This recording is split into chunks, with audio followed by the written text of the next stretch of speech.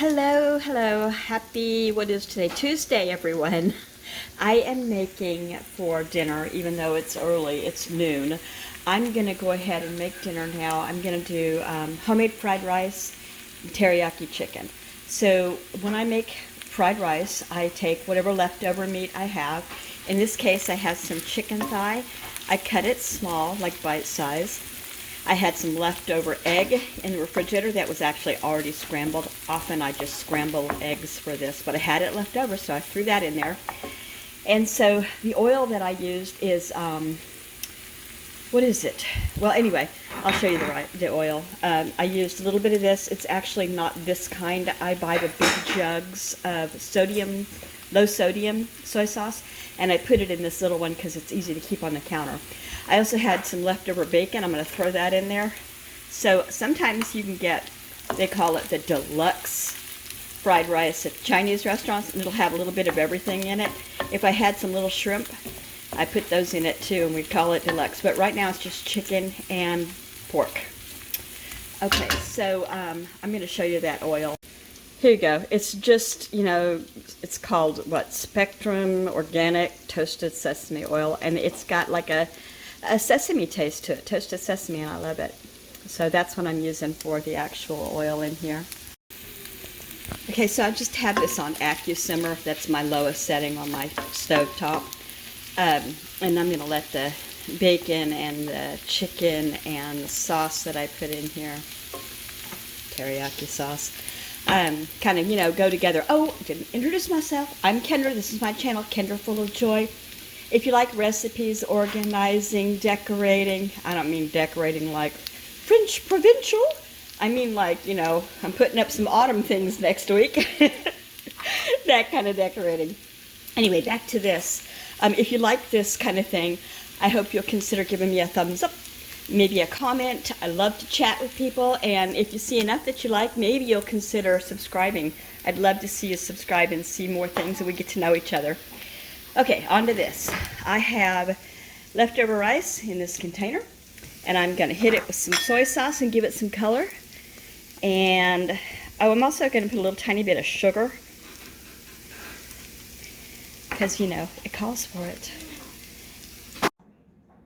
So next go the veggies, and I have a small bunch of green onions. The green onions are my favorite part in this, I think. Well, I like the chicken too, but anyway, they really add a little something to it, and it's just not the same without green onions. So they go in next. I'll chop them up. I chop the green onions. Some people call these scallions, I think. I chop them into little pieces and add them in. Sorry for that noise, guys. I'm sure that was disturbing in your speakers. I'm going to turn it up just a little bit because I had turned it down so I wouldn't make the chicken too dry. But now I've added this. And the next thing I add are peas and carrots. I'm using what I have. So rather than it being, I always use frozen peas, but usually I cut up carrots. But the peas and carrots are together in a bag, and I'm just going to throw those in. As soon as these onions get a little bit of blossom aroma, add their flavor to the meat and everything in here, I'll start with the other. And it's the last thing other than the rice. And the rice has some wonderful color on it now from the soy sauce.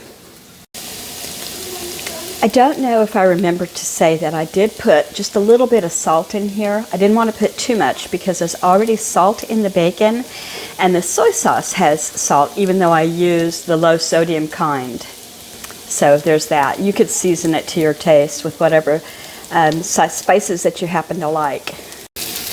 Okay, I think that these are, letting loose of some of their flavor and their oils or whatever you have in the green onions, but I can smell the green onions cooking now. So that to me means they're good and mixed.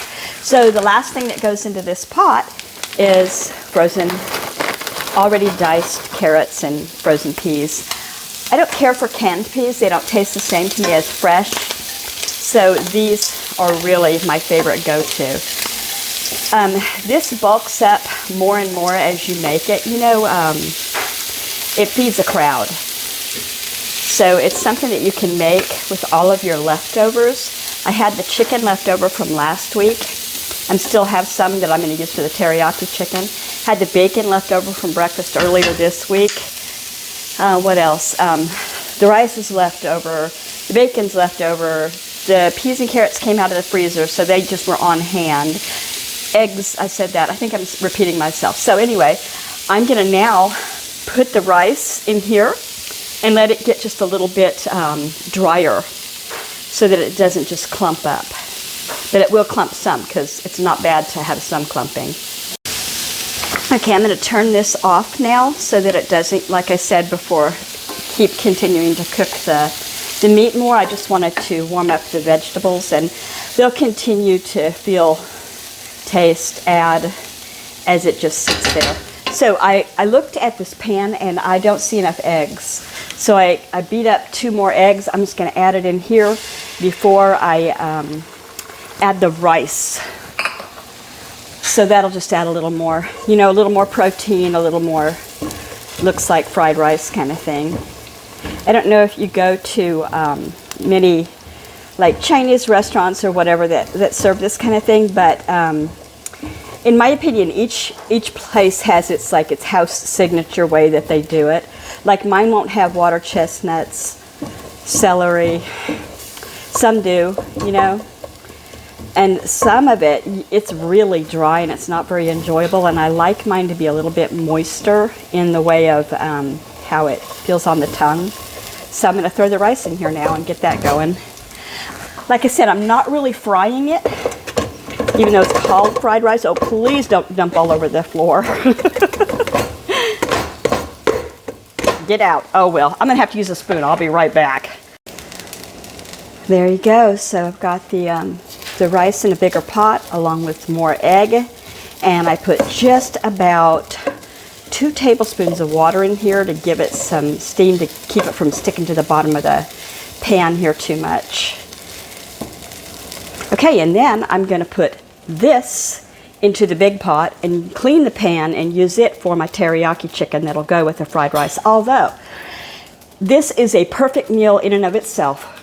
It's got protein, vegetables, you know, all kinds of good stuff in it. So you're good just with this, but I've got this other half of leftover chicken that I want to use or lose, right? Okay, next. Okay, this is done. I'm going to put a lid on it. I pushed it back on the stove. You know, another good thing about this meal today is that I don't have to cook in the oven, you know, my dirty stove. I'm sorry, I fling food everywhere. So that's nice and made. If I have the ability, I always like to put my spoon like this.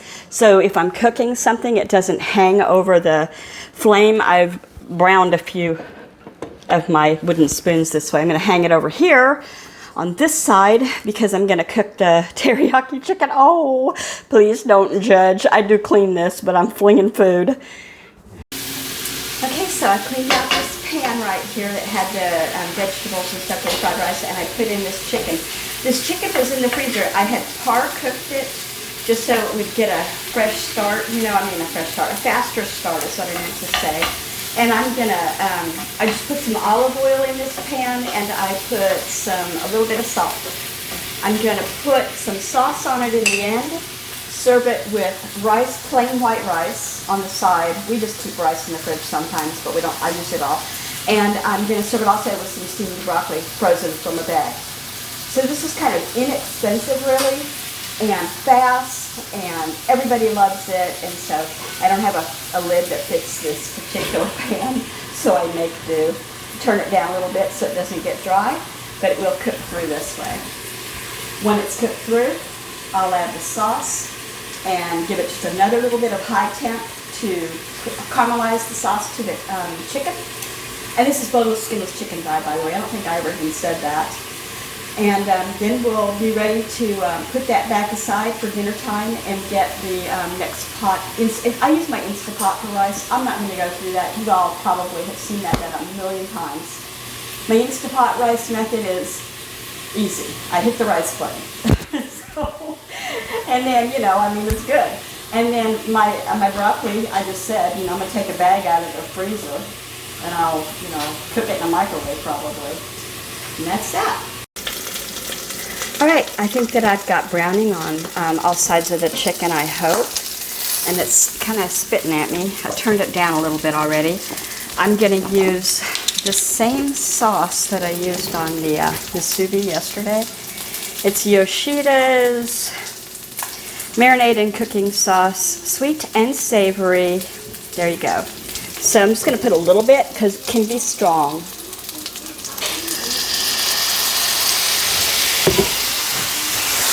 Spoon. Yeah, this just puts a quick caramelization on it. That is yum yum. And I'm going to put a little container of it at the table, and people can put the little bit on their rice if they want. I'll warm it up before I put it in the container, the sauce. They can add it to the chicken, whatnot. Sounds like I've got company. No, but, ouch, burned myself. I'm going to cover that. Put it on off now so it just stays warm and continues to caramelize. Put the lid on this and see who that is.